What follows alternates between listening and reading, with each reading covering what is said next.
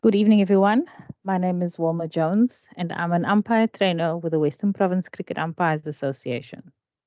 The purpose of tonight's session will be for me to take you through the principles of calculating reduced overs in the case of delayed or interrupted play due to ground weather or light.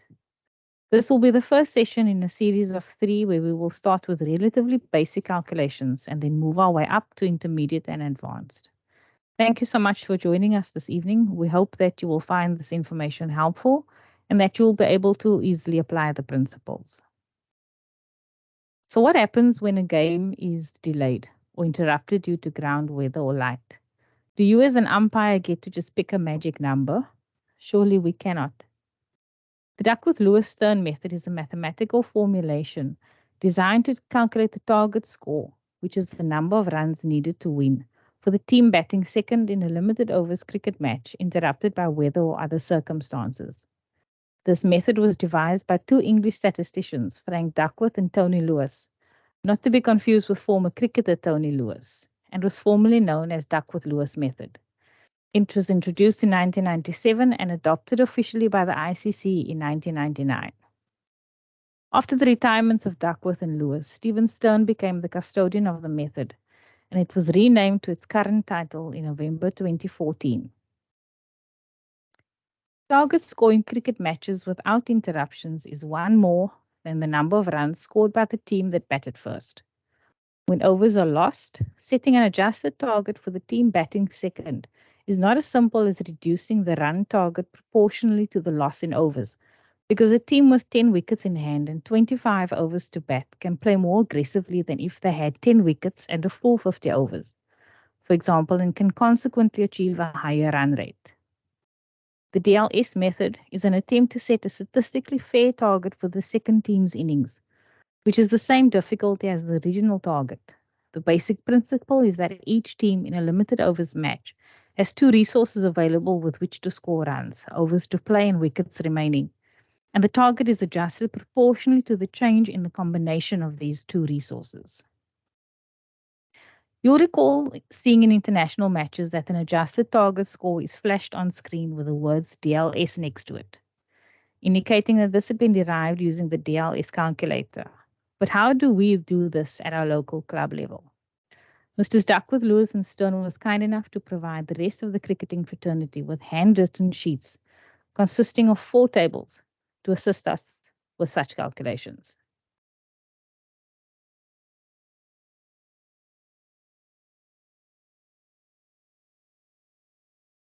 Table 1.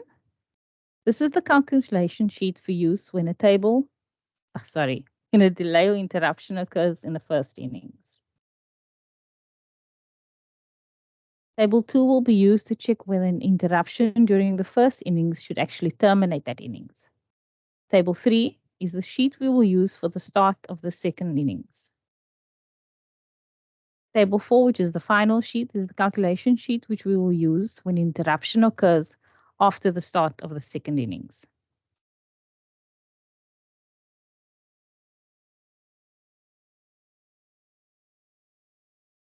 So let's move on to our first example. Due to inclement weather, play only started at 11:10. For the purposes of this exercise, we need to calculate the number of overs per side. We need to show the playing times for both innings. We need to calculate the power play overs, as well as the maximum overs per bowler. Important things to note here is that this is a 50-over match. And in Western Province, the hours of play are for the first session from 10 a.m. to 13:30, which is 3.5 hours. The lunch interval will be from 13:30 to 14:10, which is the agreed duration of 40 minutes. And then the second session will be from 14:10 to 17:40. There is no extra time available for 50-over matches. Further to that then, and as a way in which to maximize the amount of cricket that is played, when 1 minute to 60 minutes are lost, we can reduce the interval to 30 minutes. When 61 minutes to 2 hours are lost, we reduce the interval to 25 minutes. And then when more than 2 hours are lost, we can reduce the interval to 20 minutes. In a 50-over game, the interval cannot be reduced to less than 20 minutes.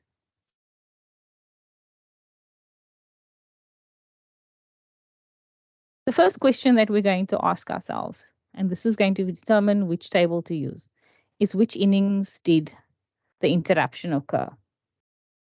If we go back to our example, it said that the game started at 11:10, meaning that the interruption occurred in the first innings, and therefore we will use table 1. Your first option that you need to input here is the net playing time available at the start of the match. So each innings is 3.5 hours duration. That is 210 minutes per innings. So if you multiply that by 2, it's 420 minutes. The time that the innings was in progress is 0 because the game had not started yet by the time that the interruption occurred.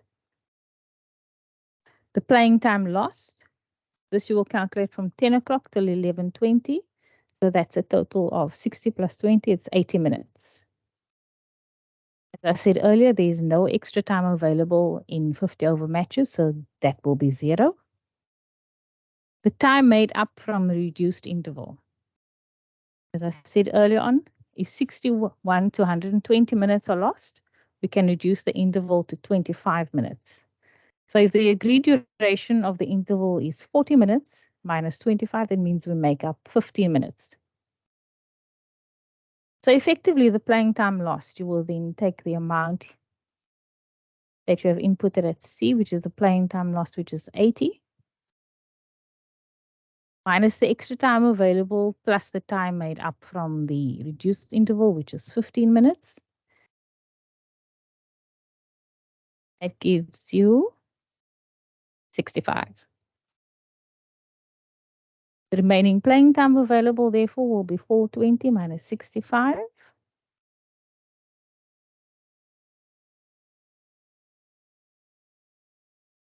Which is 355.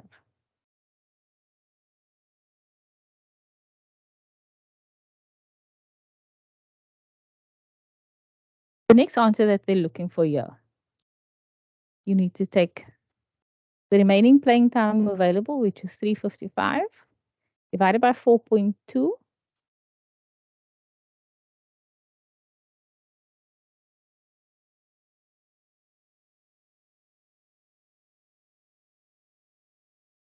$84.523. Take note of this section here. The whole amount, including the 2 decimal places. 84.52. So now the next option is to work out how many overs are left per team. So you would take this 84.52 and divide it by 2.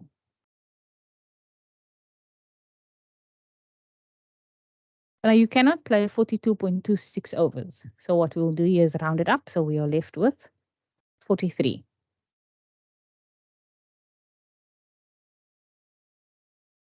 The minimum overs per bowler. As you know, there will be 5 bowlers. So if we take 43 divided by 5,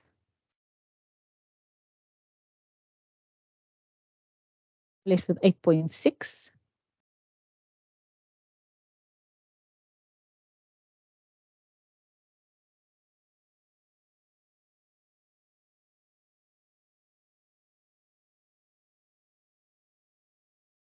So 3 bowlers can bowl 9 and 2 bowlers can bowl 8 overs. The number of playing overs, of power play overs, this is guided, will be guided in the Western Province playing conditions. There's quite a large table there and it will stipulate everything. So now we need to work out the new start and cessation time for the innings. I said the innings restarted at 11:20, so you'll input 11:20.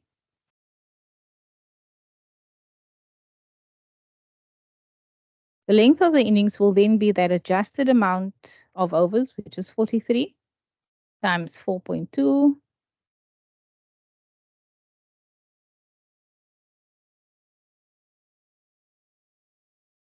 Again, here we cannot play for 180.6 minutes. And in order to ensure that we play more cricket, we will round up that number so that we'll go to 181 minutes. But to work out the cessation time for the first innings, we'll take the start, which is 11:20, plus the 181 minutes for the 43 overs.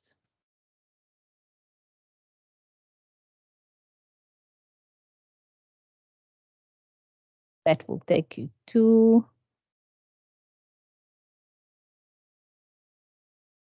14:21. 181 minutes is 3 hours and 1 minute. So 11:20 plus 3 hours and 1 minute is 14:21.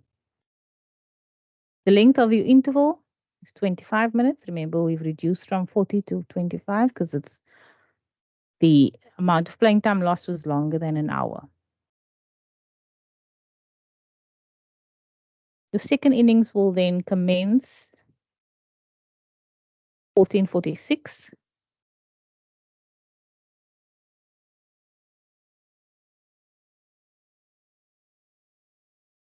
Sorry, let me just put this for lunch in here. The lunch will be 14:21 plus 25. It's 14:26. Cessation time for the second innings will be 14:26 plus 181.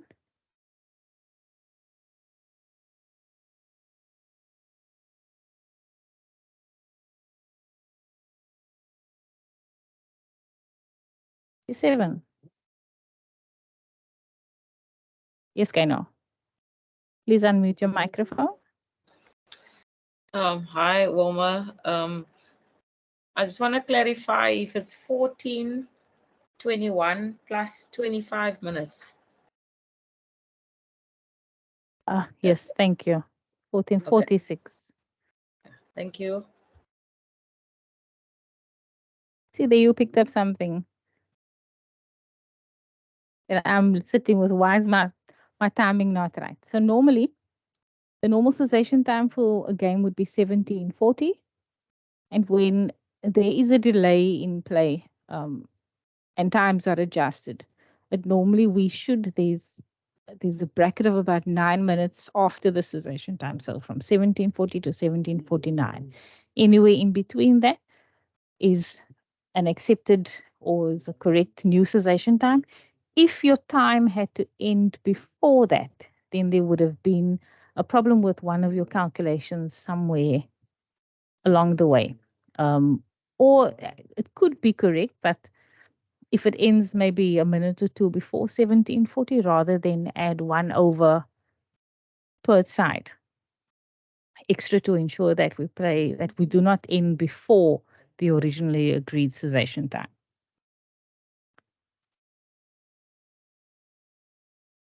Now you may ask, before I let you ask another question, you may ask why I used the amount of 4.2. So if we look at remember I said the length of each innings is 3.5 hours, right? Divided by 50 overs, that will give you 4.2. So that 4.2 then also includes the 2 drinks breaks of 5 minutes. So if you then subtract that, each over actually has an over rate of 4 minutes. But we work on 4.2 so that we can incorporate the drinks breaks. Yes, Kaino? Yes, thank you. I was going to ask that question, but you just cleared it up. Another, just for clarity. So if the cessation time is, if we do our calculation and it's anything less than what it's supposed to end, then we can pick up basically our calculation somewhere we've made an error. And you said something about 9 minutes. So anything more than 9 minutes is that also an indicator that something is not correct with our calculation? Absolutely correct. So rather than redo your calculation, it's always best to just try and check whether you come to the same answer or not. More often than not, you'll pick up your own mistake somewhere along the way. In practice, also when you and your partner are at the field and you need to do calculations. It's always best for you to do a separate calculation, each of you, and then come together to make sure that you guys came up with the same answer. Noted. Noted. Are there any more questions that I can assist with? Or this one was pretty simple and straightforward. I hope that you could understand everything. Yes, I could understand everything. Are you going to go to the answering of the questions now? Yes, we are. Thank you.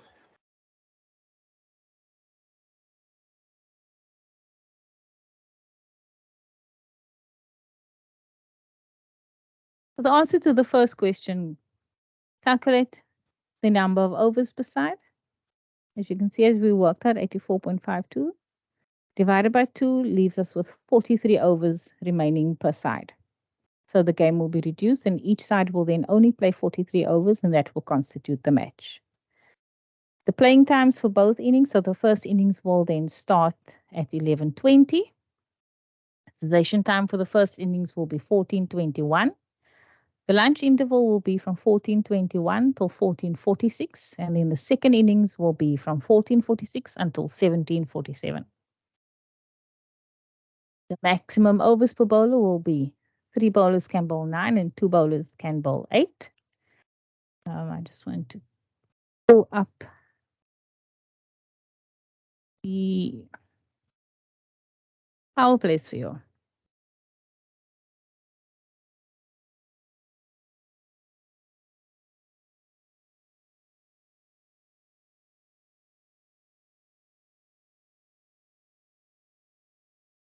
Or does anybody want to hazard a guess?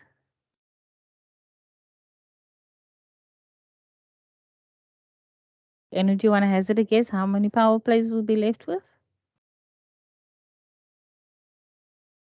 To be honest, Wilma, I usually just use the table that is in the playing conditions.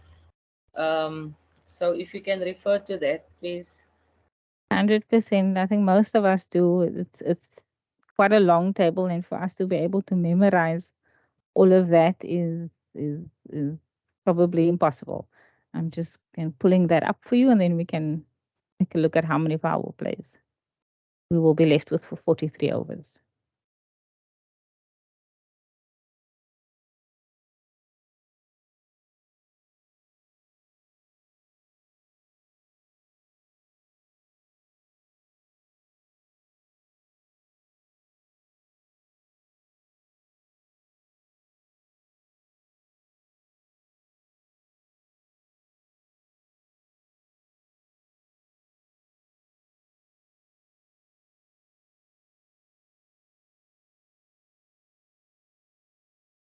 Can you see my screen, Gano?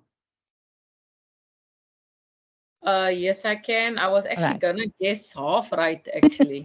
9 I would have definitely gotten. The rest and 8, but the middle one. The middle one is always a trick. So the first power play will be for the first 9 overs. We will have 2 fielders outside the ring. The second power play will be for the next 26 overs, where they are allowed 4 fielders outside the ring. And then the final power play, which is 8 overs, the last 8 overs of the 43, and they will be allowed 5 fielders outside the ring.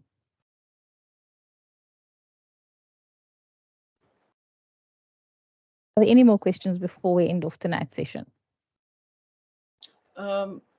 Just one more, Wilma. Will you be able to maybe open a Word document and then type out the hours of play? Because sometimes we get confused when we're at the match and we've done with our table, and now we can't walk with that sheet around, So it's best that good umpiring practice would be then to write it on a piece of paper and give to both captains the hours of play and how many overs,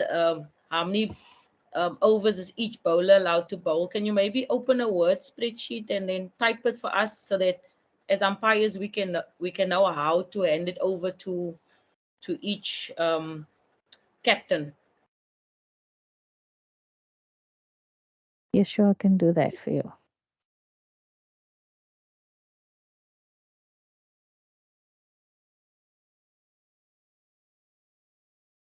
All right, so let's start with reduced overs. Each side will be allowed 43 overs. The first session start time will be 11:20 to 14:21. We said, yeah. 14:21, yes. 14:21. Lunch we said will be from 14:21 to 14:46. And then the second session will be from 14:46 to 17:47. Right?